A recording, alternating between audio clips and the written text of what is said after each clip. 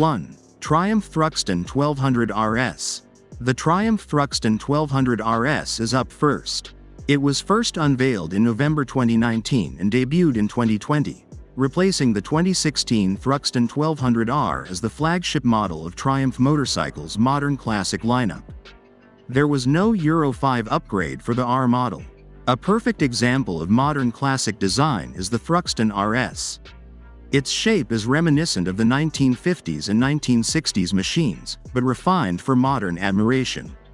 This is the bike that most often comes to mind when you think about factory street racers. With its upgraded 1200 HP, high power, 270 cranked engines, the Bonneville RS produces 112 Nm and 103 horsepower at 4,250 revolutions per minute. That is around 6 horsepower greater than its predecessor.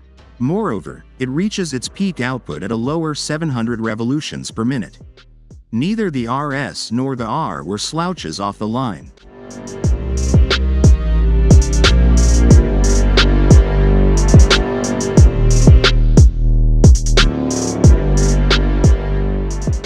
Two. Yamaha XSR 900 GP. Ignoring Yamaha's most recent, heritage, model, the XSR 900 GP, off this list would be a mistake. This bike has Yamaha's most recent technology while still paying homage to the Grand Prix heyday of the 1980s and early 1990s. The vintage, boxy race-inspired cowling of the XSR 900 GP, which debuted in 2024, is placed above a very contemporary 890cc CP3 engines housed in an extremely stiff Deltabox-style chassis. The XSR is not to be underestimated, producing 93.0 Nm, 68.6 feet lb, of torque at 7,000 revolutions per minute and 87.5 kilowatts, 117 bhp, of power at 10,000 revolutions per minute. The XSR 900 GP differs from several of the bikes on our list in that it retains modern technological developments and conveniences. This machine has an A&S clutch, cruise control, and a rapid shift system. This is combined with an amazing tech cluster that includes a wheelie lift system and a 6-axis IMU for lean-sensitive traction and slide controls.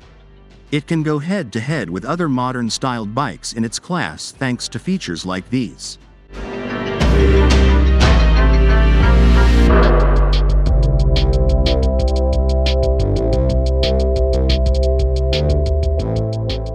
Three. Royal Enfield Continental GT 650.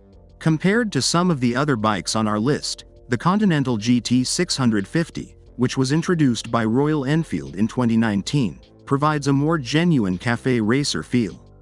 Its profile features strong, straight lines that give it a very retro appearance, evoking the style of old-school street racers. Similar to its roadster counterpart, the Interceptor, the GT 650 is propelled by a distinct 648cc SOHC parallel twin engine that runs on air oil. This middleweight replaced the underpowered Continental GT 535 as the café racer in the RE line. This one has almost double the power of the previous one, with 47 horsepower, 34.9 kilowatts, at 7,150 revolutions per minute. Because it can be ridden with an A2 license, that's great for younger riders in the UK and Europe.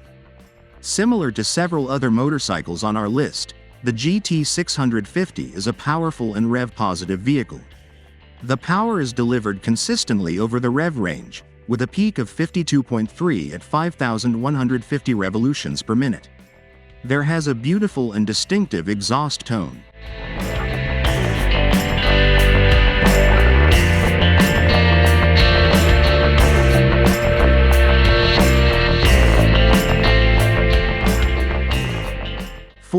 BMW R NineT Racer S. To commemorate the 90th anniversary of the launch of its air-cooled boxer twin engines, BMW created the R NineT. Since then, the brand has redesigned the platform, and the R12 NineT will be introduced by the end of 2023 to commemorate its centenary. The original R NineT, on the other hand, was a break from the brand's typically progressive product design and was created under the tenure of chief designer and enthusiast for custom bikes Ola Stenegard. The R9T was the flagship model in the brand's heritage line when it debuted. It felt a little experimental at the time. The vintage market wasn't nearly as well established as it is now. The regular racer was, in fact, merely a pure model with a partial fairing. The power of the earlier Roadster and Racer, however, is the same: 110 bhp, 81 kilowatts, at 7,550 revolutions per minute and 88 pound-feet, 119 newton-meters, at 6,000 revolutions per minute. With the release of the Euro 5, the more recent model has a 1 horsepower loss but reaches its peak power at a lower rev range of 7,250 revolutions per minute. The R9T Racer is mostly available in the BMW Motorsport color scheme, with the exception of a few unique limited edition colors.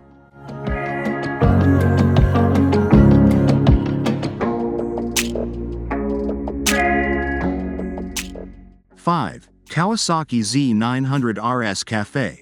Warmly awaited and welcomed, the Z900 RS and the Z900 RS Café, which are seen here, were made on the tried and true Z900 platform rather than a completely new one. The torque and power curves underwent several adjustments. Because of this, the liquid-cooled Z900 RS is a powerful bike that can hold its own against any modern bike in its class.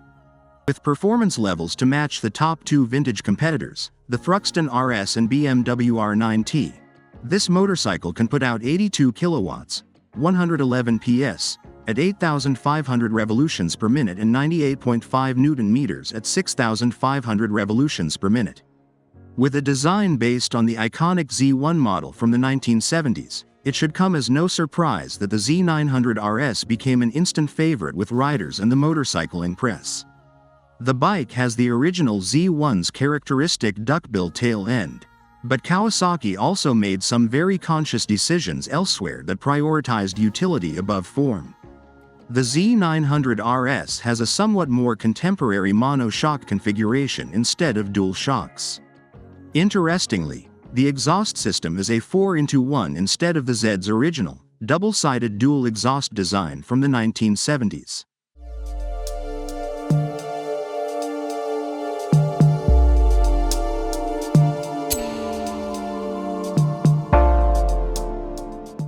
'6. Norton Commando 961 CR.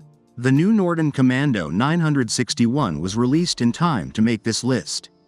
The model selection will include the SR, Standard Roadster, and CR, Café Racer, two new variations that will be released in 2023. In April 2020, TVS acquired Norton when the previous firm failed. Since then, it has been progressively addressing problems with the inherited model line and rebuilding customer confidence in the brand by completing orders that had already been placed. The first product to leave Norton's brand new, state-of-the-art factory in Solihull, West Midlands, England, is the Commando 961 series. Although it has a striking similarity to the previous generation, Norton claims that more than one-third of the bike has been revamped and rebuilt. As of now, the reviews are mostly positive, with handling and sound scoring highly. Performance metrics are where it falters a little. At 7,250 RPM, the Commando produces 76.8 horsepower at its maximum output. However, at 6,300 revolutions per minute, it has 81 newton-meters of torque, which is really strong.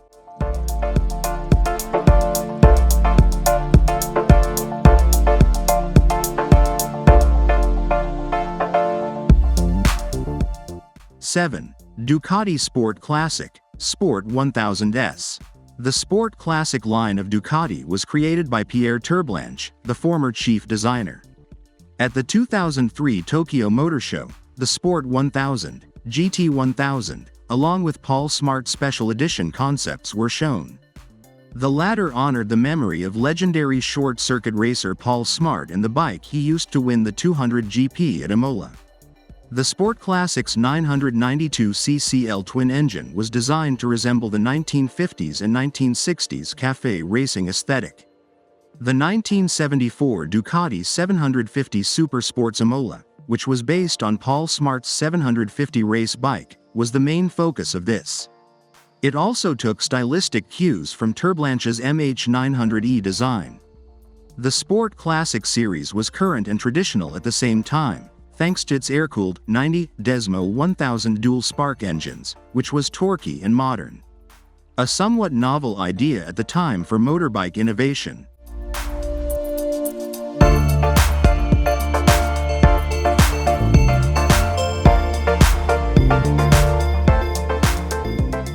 (8) Moto Guzzi V7 Racer 3. The current V7 line from Moto Guzzi is named after the V7 motorbike, which was initially produced in 1967. Since its 2010 relaunch, the range has experienced 3 versions and is currently equipped with the most powerful engine to date. The V7 Racer on display here is the 2019 My 2010th anniversary version. One may argue that it is modeled after the V7 Sport from 1971. But since there's barely a hint of lime green, perhaps fashioned in spirit rather than aesthetic is a better fit. It is only the V7 Roadster in a more aggressive form. The swing arm and Rosso Casa frame reflect the Telio Rosso, red frame, of the 1970s Sport, but they need to be emphasized.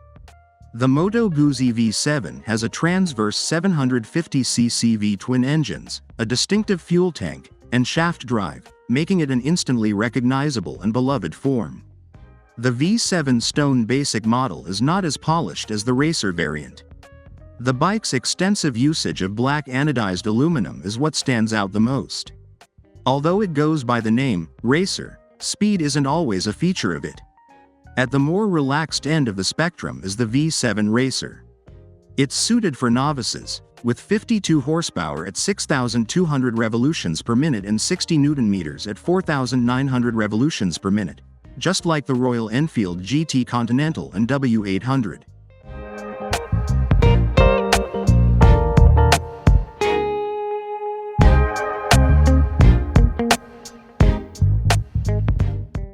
(9) Scrambler Ducati 1100 Sport Pro. It's another Ducati up next. The introduction of Ducati's Scrambler series through a special subsidiary has been closely associated with the company's success over the past 10 years. Ducati has been producing a consistent number of street scramblers in addition to the Desert Sled, a powerful off-road vehicle. Riders have purchased all of them in large quantities, which has improved the standing of the esteemed Italian brand. The matte black surface and brown leather seat contrast sharply, drawing inspiration from new wave bespoke style. Similar concepts were introduced earlier by Ducati's custom rumble competition, prior to the Sport 1100's release. Despite its appearance, this 1048cc, 2-valve, oil-cooled L-twin Ducati produces 65 pound-feet, 88 Nm, at 4,750 revolutions per minute and 86 horsepower, 63 kilowatts, at 7,500 revolutions per minute. Additionally, it has top-tier parts, such as fully adjustable Öhlins forks and rear preload and rebound adjust springs.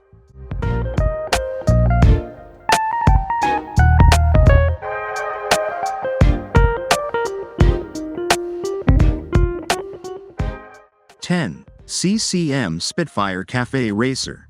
There were only 250 CCM Spitfire Café Racers produced. This makes the lightweight, single-cylinder version extremely uncommon. It's true that your chances of having one are low. However, this list would be incomplete if it did not include one of these well-known bikes.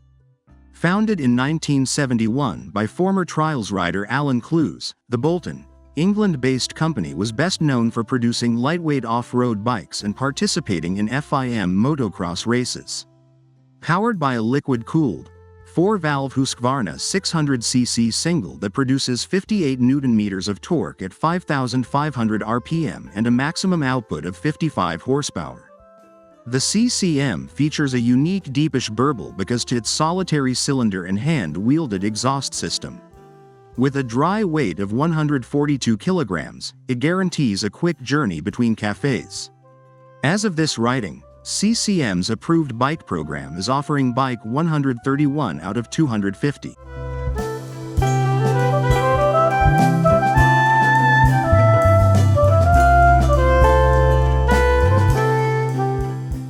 11. Kawasaki W800 Café.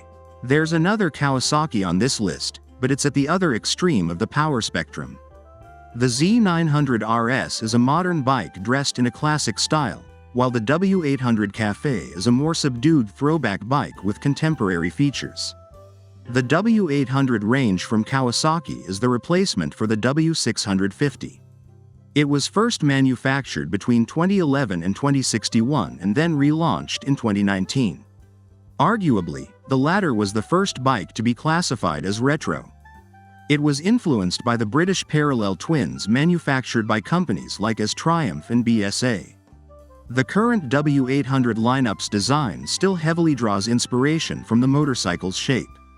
The W800 Café that is on display here resembles a British twin of the past in many ways, rather than Triumph's first contemporary classic lineup.